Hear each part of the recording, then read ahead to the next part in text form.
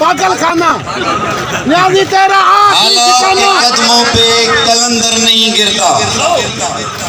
टूटे भी कभी सितारा जमीन पे नहीं गिरता। गिरते हैं बड़े शौक से दरिया समंदर में, लेकिन कभी समंदर दरिया में नहीं गिरता। गिरते हैं बड़े शौक से दरिया समंदर में, लेकिन कभी समंदर दरिया में नहीं गिरता। इंतहाई काबिल एहतराम मुझे सिंध जो इंफॉर्मेशन सेक्रेटरी आजिज धामरा साहब,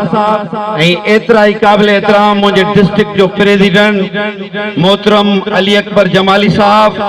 एतरा ही काबिल एहतराम हिन तक जो MPA शहीदन जो सरवान वर्कर MPA मोहतरम गुलाम कादिर चांडियो साहब, हिन तालके जो मेजबान सदर डॉक्टर बशीर अहमद जमाली साहब, हेठ वेठल मुख्तलिफ विंगन्स जा सदूर मुझे तालकन जा सदूर general secretary information secretary ladies wing जो भेनरू नोटेबल पर्सन्स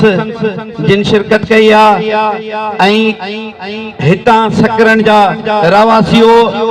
अस्सलाम वालेकुम या अली मदद जिए भुट्टो बेनज़ीर।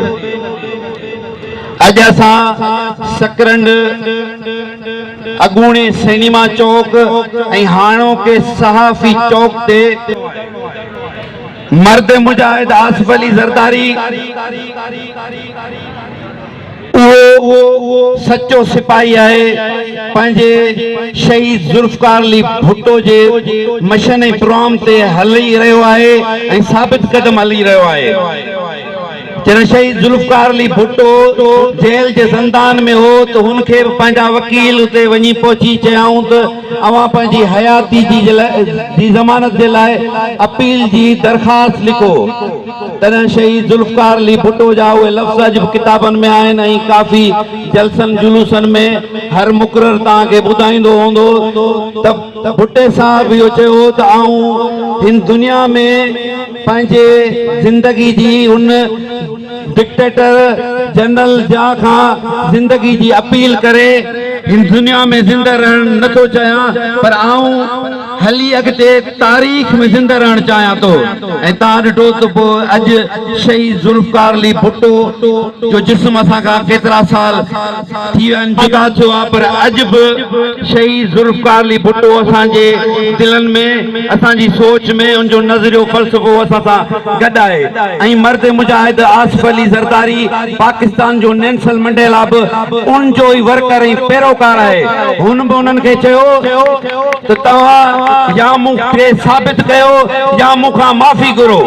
मूंखे पंहिंजी जान ऐं पंहिंजी हयाती खां वधीक पाकिस्तान जी ज़रूरत आहे, पाकिस्तान जी हिफ़ाज़त जी ज़रूरत आहे। ऐं उन्हनि कोशिश कई आहे। 6 महीना गुज़री चुका आहिनि हिन पीरियड में जिन असांजे मोहतरम आसिफ अली ज़रदारी खे कैद ज़दोबद करे कैद खाने में रखियो आहे ऐं गैर कानूनी, गैर आइनी, गैर इख़लाक़ी ऐं उन्हनि में अगरि जुरत हुअणु घुरिजे जेको पाकिस्तान जो एक्स प्रेसिडेंट आहे, जंहिं पंहिंजे दौरे इक़्तिदार में टोटल इख्तियारात जेके हुआ ऐवान सदर मां अवाम जे नुमाइंदनि खे प्राइम मिनिस्टर पार्लियामेंट के मुंतकिल कया। छो जो जॾहिं बि इहे डिक्टेटरशिप ऐं गैर जमहूरी क़ुवतूं आहिनि उहे कोशिशि कंदियूं आहिनि त जमहूरी नुमाइंदा जेके आहिनि, अवामी नुमाइंदा जेके आहिनि, उन्हनि खे कंहिं बि हथ कढण सां मुख़्तलिफ़ हरबनि सां उन्हनि खे सतायो वञे, उन्हनि खे अंदरि रखियो वञे त जी पब्लिक ऐं आवाम जी ख़िदमत न करे सघे स्कूल कॉलेजनि जूं ॻाल्हियूं था कनि ऐं चवां थो त असांजी हुकूमत ते मेगा प्रोजेक्ट लॉन्च कया यूनिवर्सिटियुनि जूं ॼारूं विछायूं आहिनि स्नैक बाइट जे लाइ हिते यूनिवर्सिटियूं क़ाइमु कयूं आहिनि हिते छकरनि खे रस्तो कोन हूंदो हिनखे चारई तरफ़ बाईपास आहिनि माण्हुनि खे रोज़गार ॾिना आहिनि अॼु उन्हनि जी दुश्मनी तहत ही असांजे लीडरनि खां सियासी इंतकाम वरितो थो वञे नेब गर्दी जे तहत उन्हनि खे बंदि कयो पियो वञे ऐं असां उन्हनि खे चिता था ॾियूं त फौरन असांजे लीडरनि खे